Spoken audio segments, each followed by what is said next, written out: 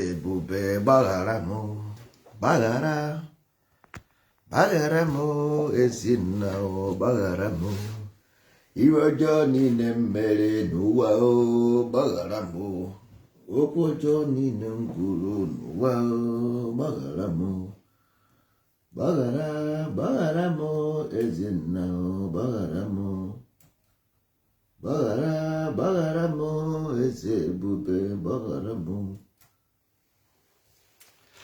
ezi omume ezi omume ezi omume jiri ezi omume dịka uwe gị ezu n'ori ezu na ori gị agbana m ụgha agbana m ụgha gị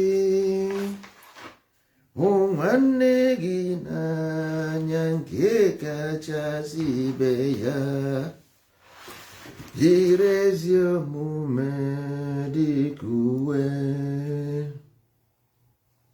ha ọdịmanjọ unu a na-ebi na-enweta onwe na Abuja n'elu kasị elu Abuja highway ụmụ ibe ekenekwa m ụnụ asịkwa m na ọ ga-adịrị ụnụ na mma na anyị nwakwa ndị ndozi ọdịnala Igbo na-ekenekwa ụnụ n'ụbọchị nke taata anyị sịkwa ka anyị kene orie kene afọ kene ngwọ kene ndị mbụ kene ndị ọkpụ na ndị egede kene ndị ichie kene ichiewu kene ichie nta kene ndị ndozi ọdịnala Igbo kene ndị nụrụ eziokwu ma kwere anyị sị na ọ ha adịrị ha mma n'ụbọchị nke taata anyị esi na ukedi n'iru na ha ga-anọ n'azụ ukedi n'azụ na ha ga-anọ n'iru ọ dị n'aka nri ha ga-anọ n'aka ekpe ọ dị n'aka ekpe ha ga-anọ n'aka nri a sị m na ọ ga-eburu ha ụzọ kpere ha azụ na ihe a ga-eri agaghị akọ ha na ndị ndozi ọdịnala Igbo bụ ndị si na ha nwa agaghị abụ ndị eji aka ọnụ ha nwa sị na ndị nna nna ha agaghị abụ ndị eji aka ọnụ maka na otu ụwa dị kịta nna ha bụ ndị eji aka ọnụ maka na enwere ndị nọ n'ala Igbo na-ekpe everyday ha na-ekpe ikpe ha na-ekpe ire na-akpọ nna nna ha ọnụ ọnụ na ha mere ihe na-adịghị mma ndị ndozi ọdịnala wee sị mba ka anyị dozie ya anyị ma na enwere ndị mehiere emehie taata na ụbọchị nke taata ha ka na-emehie ekwe na-eje anyị wee sị ka anyị dozie ya na ofu aka rụta mmanụ ozu ọha ọnụ anyị ji wee bụrụ ndị ndozi ọdịnala Igbo ndị agha pụtakwanụ sịkwanụ na ha ga-enye aka wee dozie anị nna hapụ ndị ofe ogeri ndị agha bụ ofeke don't mind them ofeke amaghị mgbe e kere eke ụkwa if you look at ofeke ime mistake mana always ofeke must be in one family na family niile nwechara ofeke every family nwere ofeke so hapụ ndị ofeke let them be ofeke ha amaghị mgbe e kere eke ụkwa ha mara ihe a na-akọ mgbe si na ndị agha si na ha ga-enye aka dozie anị nna ha na ala Igbo aha ga-ebuoro ha ụzọ kpere ha azụ ala Igbo aha ga-echebe ha Igbo bụ isi mbụ Igbo bụ ebe o bidoro Igbo bụ mgbochi Igbo bụ onye nzọpụta Igbo bụ onye kere ụwa Igbo bụ okike n'onwe ya mana onye na-amaghị amaghị mana anyị sị na nsogbu adịghị na anyị nwawo ndị ndozi ọdịnala Igbo na ebe ọ bụla unu nọ ya mara unu na mma enwere ihe nji agụrụ na ọfọ ogologo ndụ na-arụ isi ike mana onye mmanụ ga-ama maka na ọ dịghị izi mmadụ ịnụ eziokwu ma kwere eziokwu sikwere ike eziokwu dị hardest thing ga-eme n'ụwa eziokwu na-adị ka iberibe okwu asị na-atọ ụtọ eziokwu na-adị ka iberibe mgbe ọ bụla ifuru onye eziokwu ọ na-adị ka onye iberibe due to what ndị mmadụ adịgo used to nonsense because ọwụ na ịnọkọta a sị na ngwere nọkọta ya n'iju ọghọ aghọ nkapịa gbaa afọ ọghọ ebini mmụọ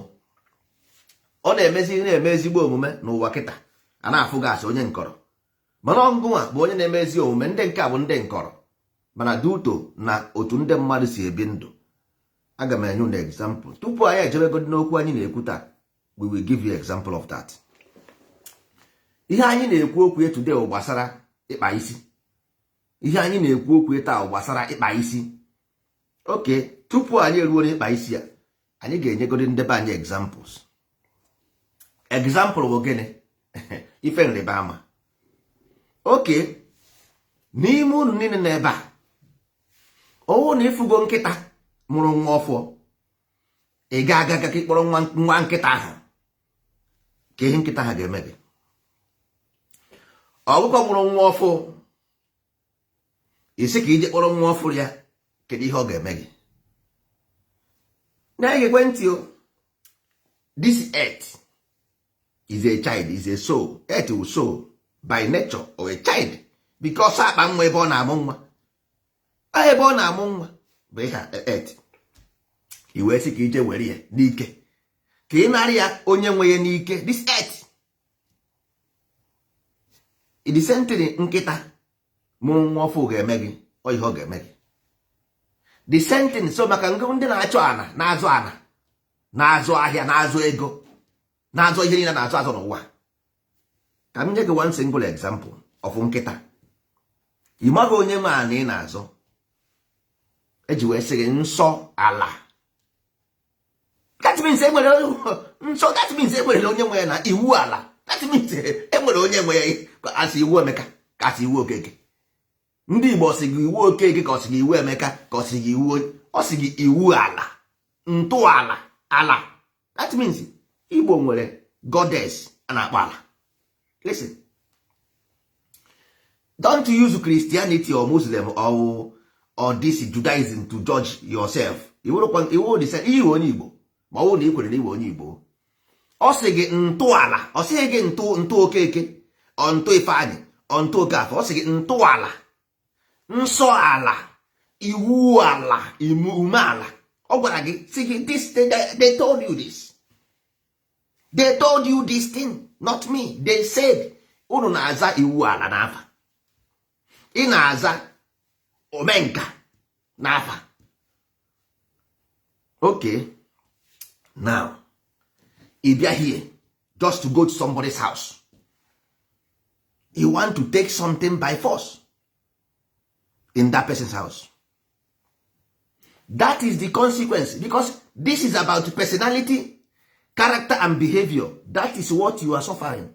And because of this your personality, character and behavior, is na mmadụ na-eme gị, not knowing that na isi ahụ na-akpa control ahụ DNA. Ịkpa isi is your DNA. Ịkpa isi is a na-agwa about harmony. Ịkpa isi wụ harmony. Go and check rhythm, the principle of rhythm. Go and check sign of rhythm. You can know the sign of rhythm with the sign of snake moving. Agwọ na-aga ije, the same thing. Ke onye bịa meet Eve na paradise, Garden of Eden, ọkwa agwọ. Iwọch ya na agwọ na-aga left, right, left, right. That is DNA. O bụ ihe ọma bụrụ ihe ọjọọ. O bụ ihe ọma bụrụ ihe ọjọọ. Ị na-anya na DNA ancestry, o bụ afa na anọ, Eke, Orie, Afọ, Nkwọ n'ime DNA. Ị na-anya n'isi akpara gị, isi ụnụ na-akpọ control, isi ọka. Kedu ihe ndị Igbo ji eme akamụ? Ọ bụ ọka. Ọka ka ndị Igbo ji eme akamụ. Okay, kedu ihe akamụ dịka ya? Dịka spam. Kedu ihe bụ DNA? Spam. Kedu ihe wụ spam? Virus. Kedu ihe wụkwa spam again? Goodness. Okay, all these things now, ị maghị ya. Simple. Because ihe ngoro gị ya wụ personality, character and the behavior and the ejiri ya. Turn back. Instead of you to found yourself worthy in this rhythm of harmony, you are busy chasing shadow. Found yourself onwegoro onye unu fụrụ na-eme ọfụma n'ụwa, na-eme abuse continent, na-eme abuse land, na-eme abuse animals.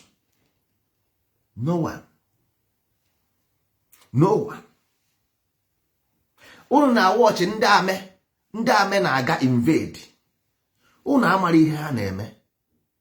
Unu amaghị. Nobody know what they do. Only them know what they ha nwa asọkwa ama ihe ha na-eme. Mara ihe ha na-eme. Yes, ịmara ihe ha na-eme. Because ịnọghọ mgbe ha kpara nkata. Ha gara Iraq. Unu ama ha how Iraq start. Ya gwara na ọ dị ka CNN ndị amenwe nwere ike ịpụta na TV na-agwa unu ihe a ga-eji ime. Some people use CNN today to judge ihe mere na America, ihe mere na Iraq, ihe mere na Syria. ọ dị ka the same dia news ga-abịa gwa gị ọ ihe chere ọ bụrụ ya enwere ihe ọzọ ha na-eme. So number one go dị gị nwa na onwe gị otu ị nọ, that is as you are. First of all, the most important thing for you in life is to know what is harmony. Most important, because this harmony bụ that is the brain, the power of the mind. Because you have mind, you have body, you have spirit, and you have soul. These are scientific proof. Nobody can ignore it. It's scientific proof. Mind, body, spirit, and the soul. These are 4 principles of life, 4 elements. Okay, this is your mind. What is the content of the mind? Your content. These things are the reason why you don't have road, you don't have bridges, you don't have school, you don't have nothing. There is no need of you if you don't even want to write on Facebook. Because what journal? Are you a blogger? Where is the blogger? Get the content of your news. Your news, what is the content of your news? Blogger. On Facebook, blogging what? Get the about. Nobeke is writing about them. You don't have who? You don't have person in that right who. You must have somebody to write about. Because you have to write about biography. News is biography. Biography of who are you going to write? Whose biography? Your children today believe that witchcraft and demonology is good, is their culture, is their tradition. Or is this what you are going to write? Corrupt politicians? What are you going to write? You are a blogger. You just study journalism. Journalism means blogger. And for you to blog, you must have idea of what you are going to blog. You must have concept where this idea came from. You must have content. What does this idea contain? Then you must have context, the background of this content, before you begin to write. What are you writing? That is why you will see a blogger in Nigeria 20 years, he cannot buy a bicycle. 20 years of a journalist, he cannot even buy a bicycle. He is a blogger. He doesn't have money. Nigeria, if you does not do any fraud, you don't have money. Why? Because you don't understand what you're doing. Because life, if you know akara, you become a millionaire. If you know your future, you become wealthy. Because that's your future, is your talent.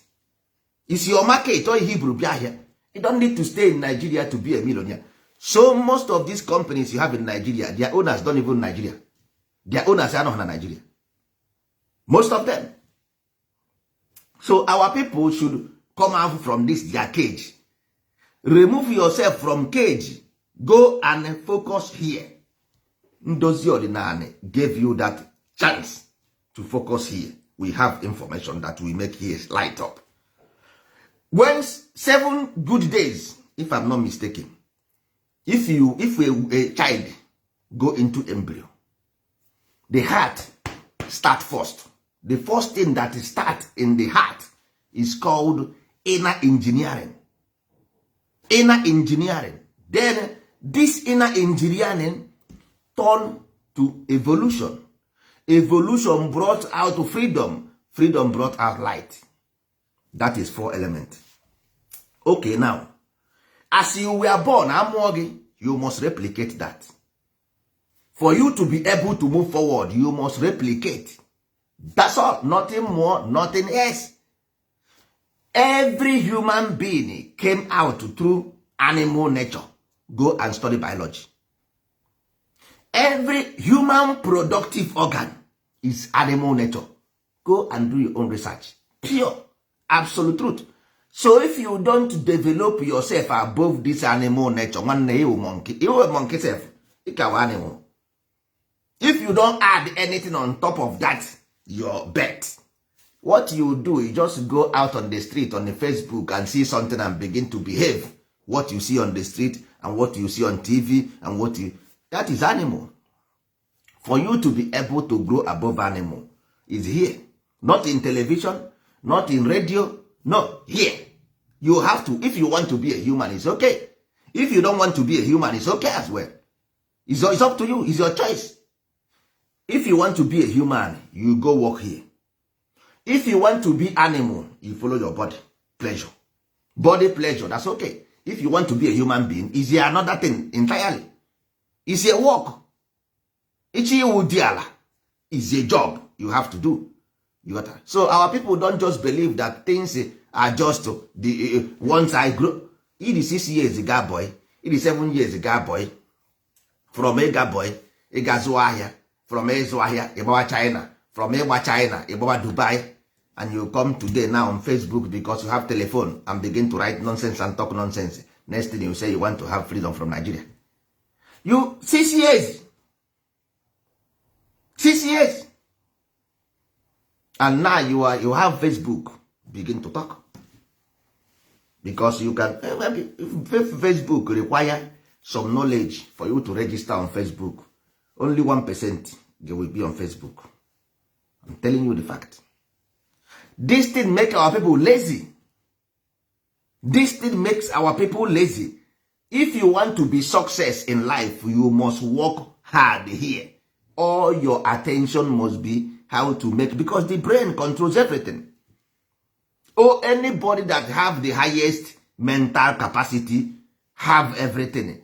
Control the government, control the market, control the economy, control everything. If you control here, if you here. Our people don't think that things can just be easily acquired. No. If the money is difficult, why are people throwing it away the Facebook? If the money is meaningful, as they said, why are they throwing the money on Facebook? I want to ask people. Those people who say Chubego, they chutara on Facebook, nagafusie na Facebook, that means, when the meaning, if that is value, if you went out to gold before, have you seen somebody throw gold?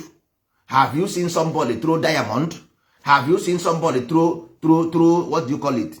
A silver? No. Then throw paper. That is valueless. If that paper have value, they will not throw it. I never see somebody throw a gold. They have chain. Somebody throwing money. Somebody want to cut his chain. He punched the person. He punched the person. Wah. Begin to fight. You want to steal my necklace? Why don't you throw the necklace now? You are throwing money. Throw the necklace. No. Even if that necklace, you might buy it 1,000 naira.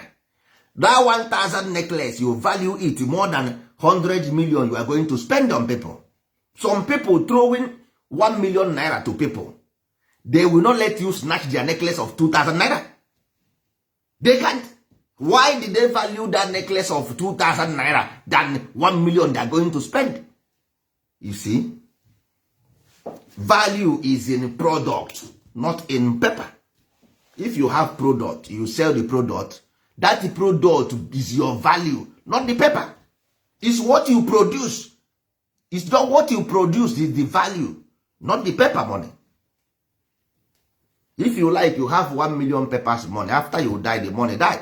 If you have product, if you die, your product continue. As long as this company it continue, the product continue. Only thing that will make you productive is the brain, not the body. Only the brain will make you. Harmony is everything. Before Wabeke discover biology or chemistry, we have known what is it by see. We know what is it by see. We know chemistry. Akamu chemistry. Akamu chemist from alchemy. Alchemy, Akamu, that is name Akamu, alchemy. That name you call alchemy. If you like, go and Google the name alchemy. Came from Akamu. Alchemy came from Akamu. We made this happen because we are the people from inner realm of the earth. They say we came from Sirius. Which is Sirius? We came from inner realm of the earth we manifest to the physical. We manifest to the physical world from the underworld. They came, those people who built the pyramid, they came from which place? Which place? Do you know what human being have inside? Do you know what is inside human being? You don't know. You don't know what you have inside human being. That's why you are pointing finger everywhere. Onye kpuru mmọnwụ na-afụ ndị na-eti mmọnwụ, ma ndị na-eti mmọnwụ na-afụ onye kpuru mmọnwụ. Ifuga na onye kpuru mmọnwụ mbụ, you never see. Ifuga na onye kpuru mmọnwụ before, none of you. But unu ga na-afụ mmọnwụ na-agagharị, mana o kpuru mmọnwụ nọ n'ime mmọnwụ. Ọ na-achị ya na space. Nonsense. DNA is the key. If you want to know any sickness from somebody, go to the DNA. If you don't know what is DNA in Igbo language, then how will you know your problem and solve it? How you can know? See everywhere. Igbo women in America, Igbo women in England, Igbo women in Germany, Igbo men in this is in the Igbo nka. You just think that this one is your own. If somebody want to go extinct, they lost culture, you don't have. They lost religion, you don't have. They lost their language, you don't have. What makes you think that you will last for 10 years more? Show me one single thing that guarantee your 10 years time as Igbo people. Just tell me one. Tell me only one thing that will make you say, Abuja, people in Lagos, Igbo, amụ na Lagos anaghị asụ Igbo. Igbo amụ na Abuja anaghị asụ Igbo. Igbo amụ na ala Igbo anaghị asụ Igbo. Ana m ekwuzi ndị obodo Igbo. So now kedu ihe mere gị ji filie na 10 years time na ị ka ga-abụ onye Igbo? The question left for everybody to answer. Ana agba mmadụ something. I told you that Igbo land a ga-amụ ya ọkụ. You gotta go. Because you don't listen. Now let me tell you how. In life, this DNA, the only thing that makes human being have a child is sexual intercourse between man and woman. You gotta go. The only thing that will make you Igbo go to next generation is harmony with the land. Because the land is the mother. You human being is the masculine. If human being, man and woman does not have sex, they cannot give pregnant. You are in Igbo land, you say you are Christian. You see culture, no. Everything land they gave you culture, reject.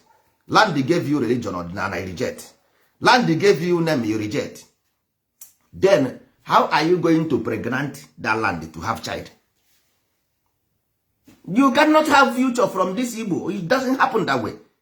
Harmony makes, for you to have woman and man live together is harmony. Only harmony makes them live together in one house.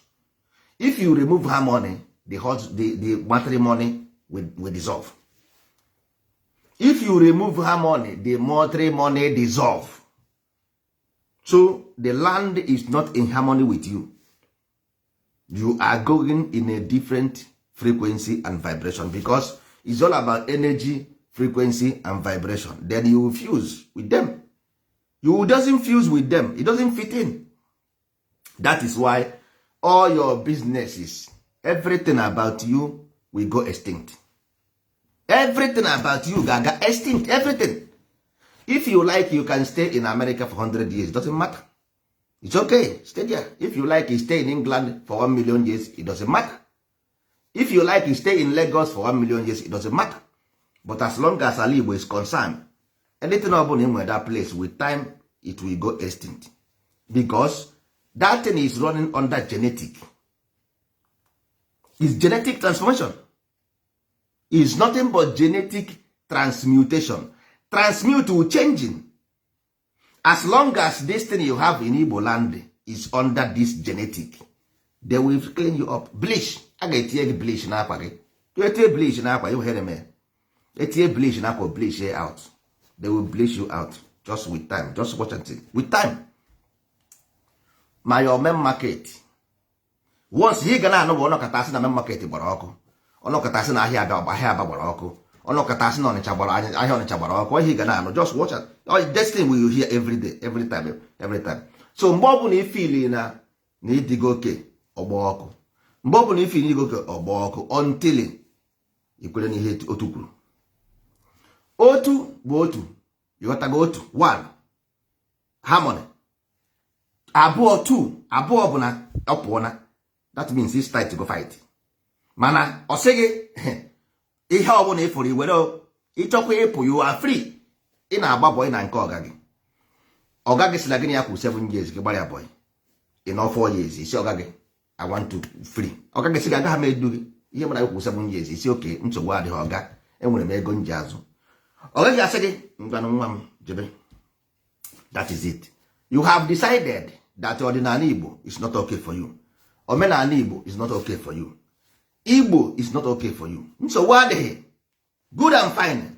Jebe. Mara na ọ chụpụrụ onwe ya n'ụgbọ, asịkwara na ụgbọ erughie. Ọ chụpụrụ onwe ya n'ụgbọ, asịkwara na ụgbọ erughie. The name you have, I own. The food you have, I own. Every wealth about you and riches, I hold. The memory in you, I own. If you leave me, you lose your memory. You lose your money. Everything you have, you lose. You got to go. So, ọ kara gị mma na iji n'oge chekwe ya eche. Think about it before you take decision. Ị mara na-agwa ndị a si ọwụwa about ije ụka bụ isiokwu. Lekwe the consequence of it. Somebody will tell you, don't worry, Christ is great, Christ is Lord. So what? Mara na that direction. It's okay. You will go to Bekee. They will send you to their country to live. Because me, I founded this land with a different content and concept.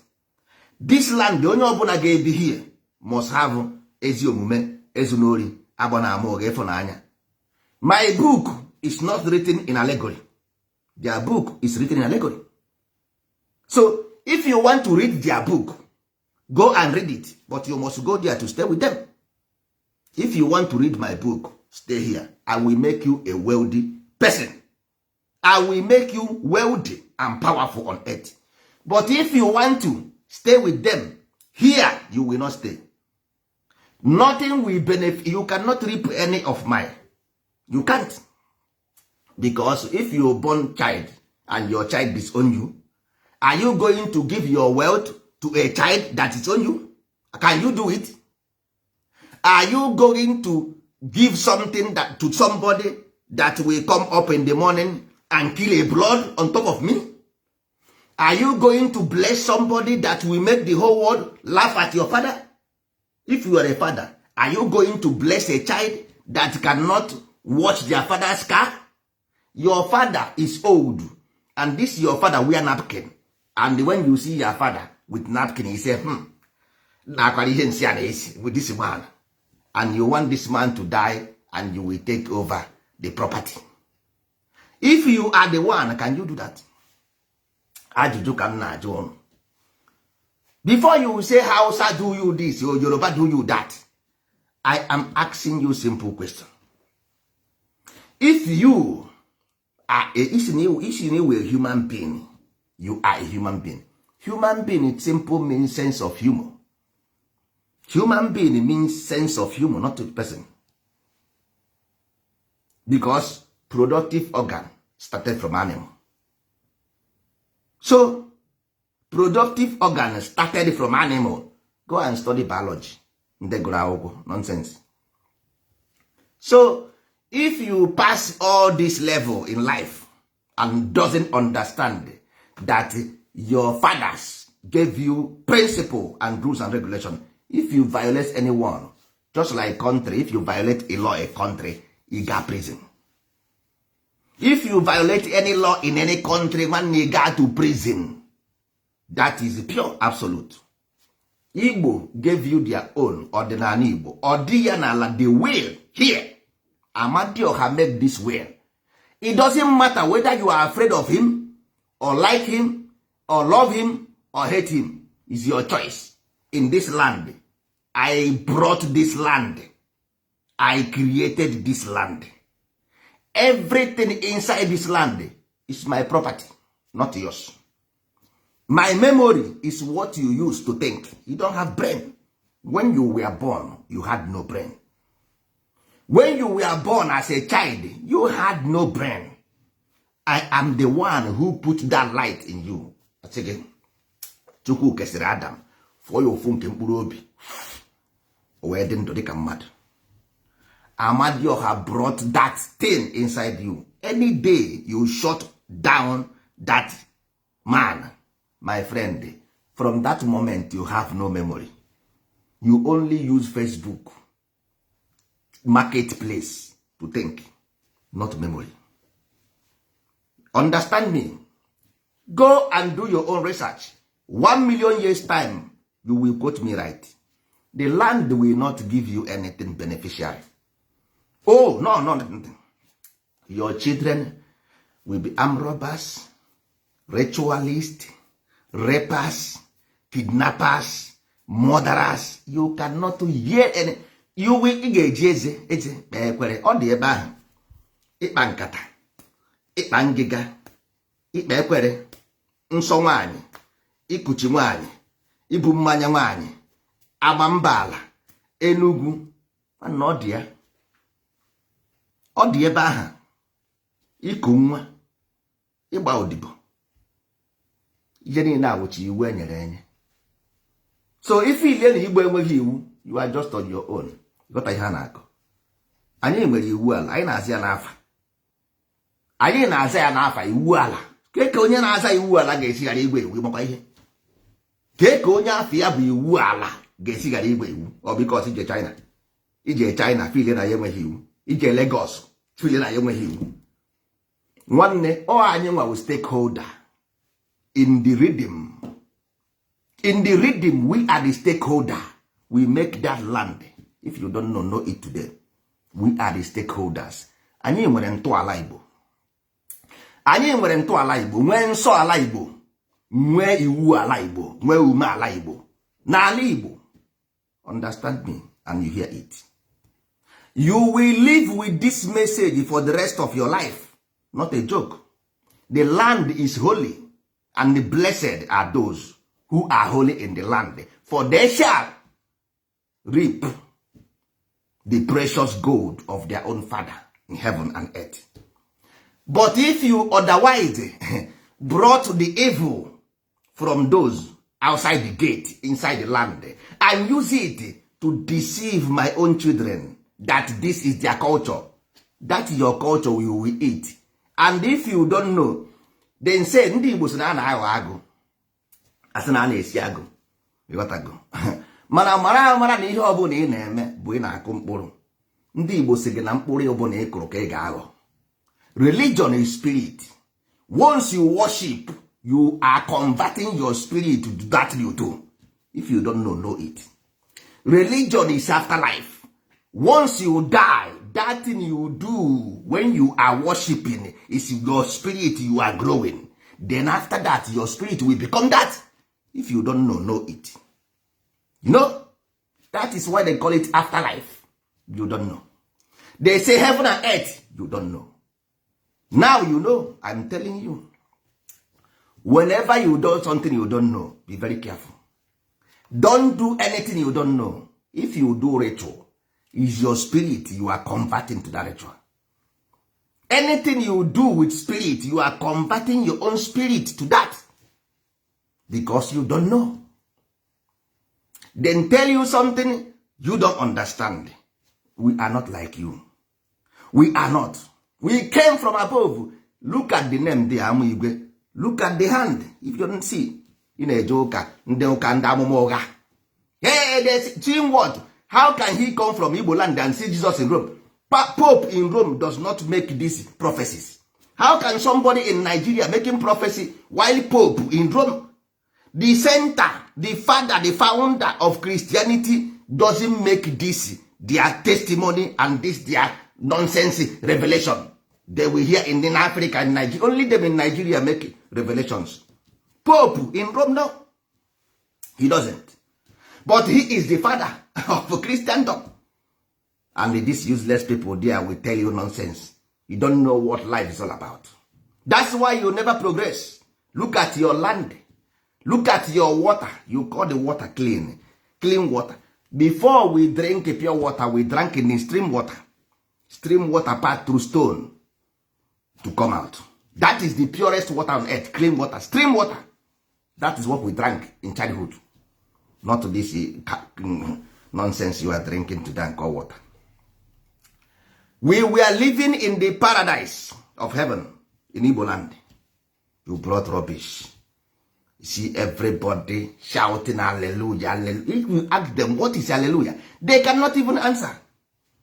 They can't even answer. If you want to tell them, they become angry. Why are you doing something that is against your own existence, against your own will? You insist doing it because it's spirit. You don't understand what is spirit. You see, you cannot live it because you don't understand what is spirit. They are telling you, before you do something, make sure you understand what you do. You know, you match everything you know. Now what? Your children are now money mongers. They have been destroyed by your own ideology.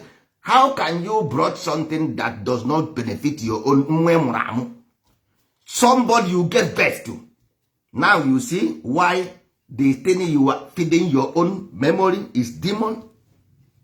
It's evil. That's why your children is evil. That is what you give birth to. Because your sperm is a spirit, your ovary is a spirit. So that thing you give your spirit is what they gave you through your sperm and ovary. You born it as a child. The child is cutting off your head every day. Then you never know what you did to yourself. Then told you in the Garden of Eden that the snake you are seeing is your sperm. Nothing more, nothing else. Amogi agwo baamu apple is the ovary. Agwo is the snake, the prick, the penis. Then apple is the ovary. You gave birth to this vampire killing you. You don't want to hear. Nothing like us, nobody like us, and nobody will ever be like us. Nobody will be, because we came from heaven above. This message will stay here forever and ever. As long as Facebook exists, YouTube exists, we are here.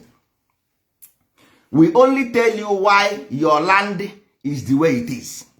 Nothing more. I doesn't ask you any cover. Do I ask you money? I say we will bring employment to you. We bring sanitization to your land.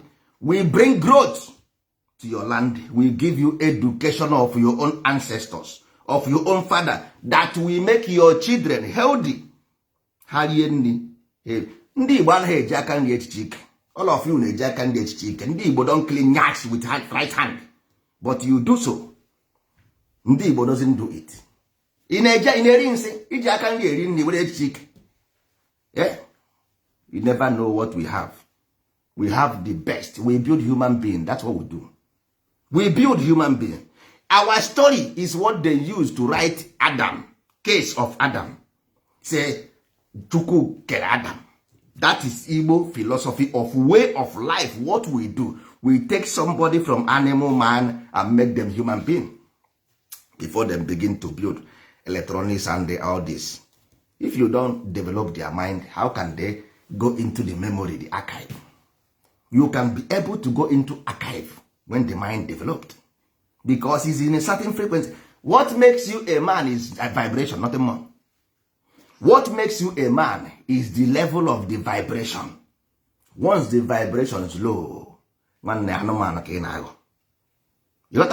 the vibration comes down in our go and do your own research. What makes you human being is the vibration. So if you slow in vibration,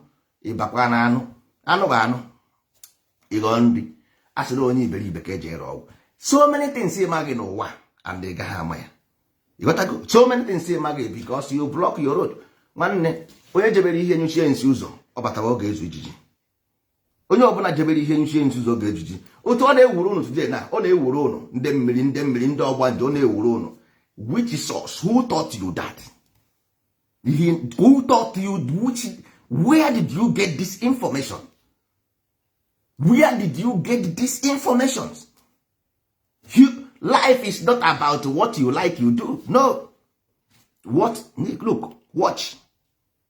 Life have, first of all, they have perception. They have sensation. They have attention. They have hypnotization. They have concentration. Who taught you this? Life does not speak. Life anaghị ekwu. English, Igbo, Hausa, Yoruba, they are all the same. They are all the same. Only thing is that what did you want to achieve? That is where the differences comes in. Sometimes you nwere ike ị na-ekwu okeke. Ị maha no ije na Yoruba wuru keke. Ị gaa na Igbo wuru okeke. Ị gaa na England wuru kenkenkem. The same thing. Ị gaa na Congo, ọ sịghị keko. That's all.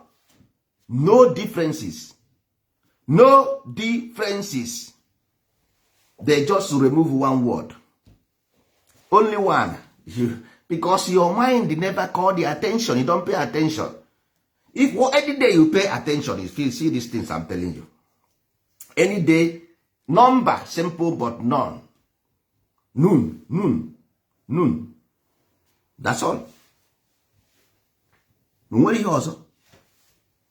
Ihe ọ na-akpọ na nke ihe mkpọrọ ya. Even this moon, that is the space, empty space, noon, from Egyptian word, N-U-N. From there, the number comes out. That will tell you, if the number comes out of nothing, that means it's nothing. If the number comes out of nothing, that means it's nothing. Because it's O2. Multiplication of 1 becomes 2. That is separation. So what makes it number? Clock just round every day. It rounds. Every day. Tomorrow it still come the same time. And you call it number. Simple multiplication of the same thing. If you do your hand like this 20 times, is 20 times, does you see any 20? The answer is no. So what makes it 20? Is the vibration and frequency. It's about repetition of that frequency. It may either increase or decrease. So that is what you see as human being. Nothing monotonous. So our people should go to school. Ntakara. Ha gosia ntakara. Ịkpa isi, akpa gị isi. Akpasia gị isi. Ewe kpa gị agwa. Kpa agwa gị akpa. Na-akpa agwa mmadụ akpa. Na-akpa ya akpa. Akpa ya agwa. You got to avoid it, because one thing our people don't understand is that life, you see, sickness is from spirit. All sickness came from spirit. All of them. Because that's your bloodstream. Is where everything passes. Your organ system, all these things, they are living in a physical life pumped by spirit. So whenever the spirit gets it wrong, spirit begin to pass wrong signals. Once they pass wrong signals, this is disease. That's all. So if you begin to give yourself and feed yourself nonsense, my brother, my sister, just wait and see. There is no criminals on earth unless you create one. How do you create one? By being in Nagagota. You don't pay attention. If you do Igbo today, if they tell you that our children will not go do you believe it? You don't. But it happens. What amazing now? You don't have it. Well, I'll tell you, I told our people, say, this road in Naga, you don't understand. Because human, that's life. We have everything in life. But if you don't see them, only way you can see them when you pay attention. Go out of public, go inside, will bring you something different, something new. And never ever imaginary. But we must start with your brain, because your brain has been messed up. Your brain has been messed up. Started from Ndioka. Your brain has been, because the modern religious problem. Religion deal with the spirit. Once you get it wrong, your life is end. Your own is finished. Your own is finished. You don't pay attention to what you worship. You don't pay attention. Christianity is not the problem. The problem is the method. Methodology. The method of Christianity you practice is the problem, not Christianity. The method.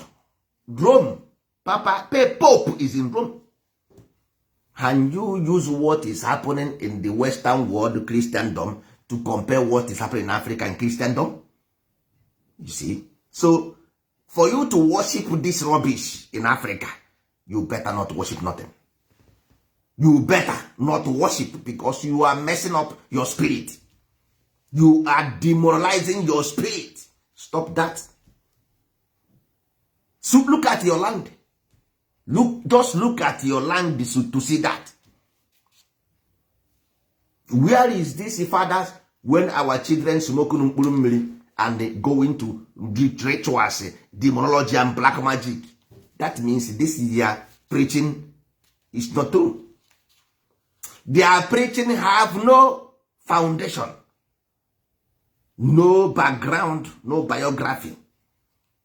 Because whenever you program a child, they will do in adult age. It shows that these children going to Bible class never understand the Bible. They never. A child that went to church and then say, I'm going to the snake speak. When they grow up and they will ask their mother, Mama, the snake speak? Nobody knows. They will abandon that religion. Life and direct. Mwabeke here, go and ask Mwabeke. None of them know about Genesis. None of them. They only use the church for burial, birthday, for wedding, all culture. That's all. Because if you use it for moral, then use education for their moral. Not going to somebody, priest, to tell you what moral is all about, where this priest don't even know what morality is all about. How can somebody who doesn't know what is moral, can you give what you don't have? They just use spiritual fear to goad you. Spiritual fear. That man, don't talk about him. That pastor, that father, hey, man of God. That's all. The problem you have, I told you, is inside you.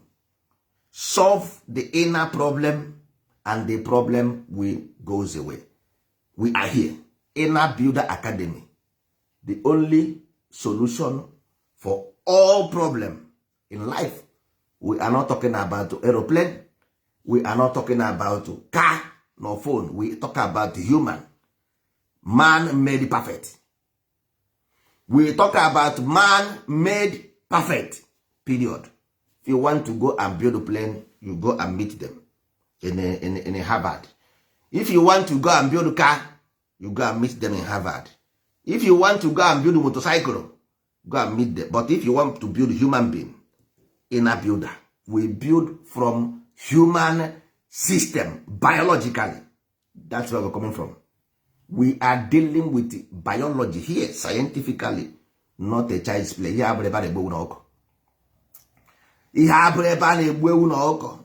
we deal with the human mind, biologically, scientific proof. Anything I will be gather. Yeah, bro, Facebook. You gotta go. So we are getting our curriculum in order. We are preparing the class. Whenever the class is ready, don't waste your time. You cannot be a successful human being. No, because you cannot give what you don't have. You cannot be a successful family. You can't build a progressive family. You can't, because you can't. Mono I love you ever since we were born. Mono I love you, and you want to tell your wife you love her? How? From where do you learn it? You want to tell your husband I love you. Where did you learn the love? You have to learn something from somebody. So, if your mother never tell you I love you before, and you want to tell man you love him, it's a lie. You don't know what is love is all about. If you don't, what is what love is? You don't know what love is. You are suffering from, when the night comes, loneliness comes. You are suffering from loneliness. You are suffering from loneliness. All of you have depression. Because your life needs something inside. Because it's loneliness here. You have to go, when the night fall, loneliness fall. So many of our people don't even know they're suffering from psychological problem. None of them know. See? So if you talk about relationship about not about if you marry and you born picking, that is not it. That is what you have in your land. So how are you going to tell somebody you love her or you love him without understanding the nature of harmony? You can't love without harmony. It doesn't exist. You got to go because it's about law of attraction. It's about law of attraction. So this attraction is inward, not outward. You don't go and watch television. After watching television or Facebook, somebody tell you about relationship therapy. You go to your husband in your head, in your hand, or he will love you. This nonsense. You got to go. So it doesn't work that way. For you to increase plane engine is a repetition of something. It's occurrence. It's about occurrence. That's all. It's about frequency, energy, frequency, and vibration. It's occurrence. It's repetition. So it cannot just come and say, baby, I love you. From where? That's why you see them came from men who can say another. Yes, because they lack this harmony. They have no harmony. That's why you see most of the women, they are not faithful. Most of men are not faithful. Not because of they don't love their wife. No, because they lack something, that meaning of that relationship they have at the first place. They don't understand the meaning. Because the educational process doesn't allow that. They never taught them something like that. They never taught them that life, you see animals, they are in group, they are familiar, because they started that familiar from childhood. If your mother never tells you one day, Ifeanyi, I love you, I'm from Ghana, Ifeanyi, how are you going to fall on your zonanya? That is why if you come to Igbo land, don't you have Igbo practically, did your mother taught you that? No. Father, no. Your brother, no. Sister, no. Where? Where? You see? So, our people, this is new day, new beginning. This new Igbo, we have chosen a new direction. From our systematic instruction, we are going to have our ancestors, Amadio has systematic instruction. We are going to have the foundation of moral behavior. Moral behavior, systematic moral instruction. Then from our own creator, we are building a new home to live in. I cannot live with somebody who wake up in the morning and go to river and destroy the river. No, I cannot live with the person. I can't. I cannot live with somebody who doesn't respect animal law, human rights. I cannot live with the person because I'm a human. I have a sense of humor. Animals, human need respect. The nature, life, planet need to be protected and clean. Only these people I will live with. If you kill animal, I will not live with you. If you don't respect human rights, I will not live with you. If you don't respect environmental rights, I will not live with you. That's all. The bird of the same feathers flies together. Odinala Igbo means the will of the creator. It's about sanity. It's about purification. Not about witchcraft or demonology. No. If you chose, you want to do, they have assemblies of God. They have grace of God. All of them are Catholic. Onye nke a si ya ji ọfọ, oke si ya ji ọfọ, nwata si ya ji ọfọ, mana ọfọ ma onye ji. You got to go. So anything over you like you do, the outcome of that thing in there, if that thing doesn't show you any light, that means you are wasting your time. Our own Odinala shows us light. We preach. Go to Facebook and preach them. This thing I'm telling you, go and say it. If your own Odinala is good, go and tell the world how good it is. Go and tell the world how good it is. We can go to America today and talk about Odinala with the same, even better than their own system there. Here in Spain, I go and preach about the value based on Odinala. Here, I go to school here to preach about Odinala. Go and do it. Go and do it.